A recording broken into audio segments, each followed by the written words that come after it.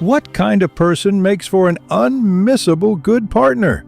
Today, from a psychological perspective, I'll tell you about the 3 qualities of a truly good partner. This video might very well change your perception of intimate relationships. Have you watched Warren Buffett's recent closing speech at 94?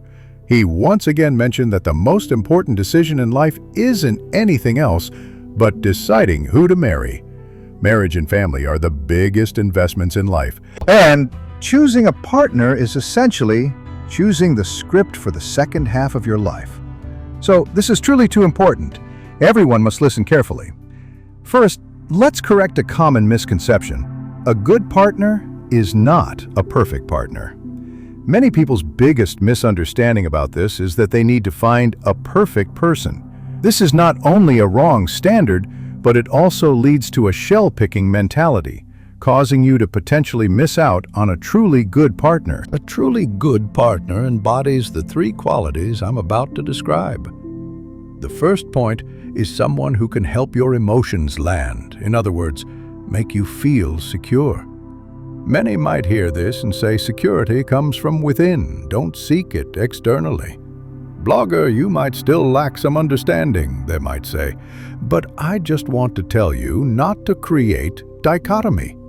Security definitely comes from within, but that doesn't mean your partner can do nothing. An intimate relationship is inherently a 2-way emotional support. It's not a one-way mode of self-cultivation.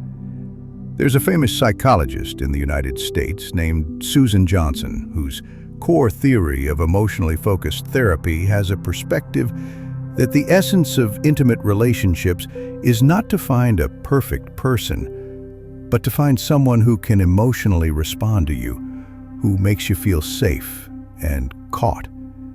It's like a child depending on their mother. Adult intimate relationships also need to be built on this secure attachment. Be with someone who makes you feel safe.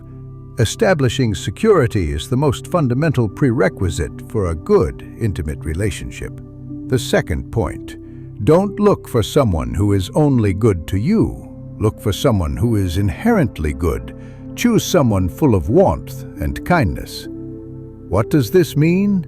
It means they aren't considerate because of you, but rather they treat friends, parents, and even strangers with warmth and kindness. Kindness is their true nature, not a strategy for interaction.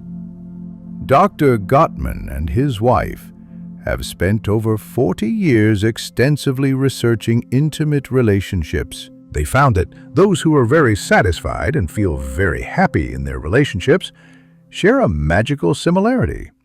It's not passion, and certainly not similar hobbies, but something called kindness toward each other. They call this type of partner a successful partner. And those who show little kindness or even contempt for their partner are called disastrous partners. Successful partners typically see the shining qualities in the other person. They genuinely appreciate and encourage their partner. A kind partner will discover your strengths and encourage you to become a better person. In such a family atmosphere, both partners and children will grow to be better and better. And kindness is actually a hidden asset in intimate relationships. You can't see it, but it will gradually shape your self-confidence, emotions, and even your next generation. The third point. A good partner isn't someone who never argues, but rather someone who can come back and pull you up after an argument. An unmissable good partner must possess the ability to process emotions and the capacity to contain emotions. Dr. Gottman calls this ability repair attempts, meaning both the willingness to repair and the understanding and ability to do so. No one should fantasize about a relationship without arguments. Even the most loving couples sometimes want to strangle each other. So the key isn't not arguing, but whether you can still come back after an argument. Speaking of this repair ability, it reminds me of a true story about a friend of mine. She and her husband had a fierce argument one late night, and the husband slammed the door and left. The wife curled up in bed, crying, feeling more and more wronged, but she still managed to send her husband a message. She said, "No matter how much we argue, can we not let the sun set on our anger? You still have me and the child waiting for you to come home. Can you come back?" Guess what? The husband turned straight back home after seeing that message. You see, this is a repair attempt. It's not about who wins or loses, who gives in first, or who is superior. It's about the home still being there and your willingness to still be together and repair this relationship. When emotions run high, everyone might retaliate, give the silent treatment, or get caught up in the moment.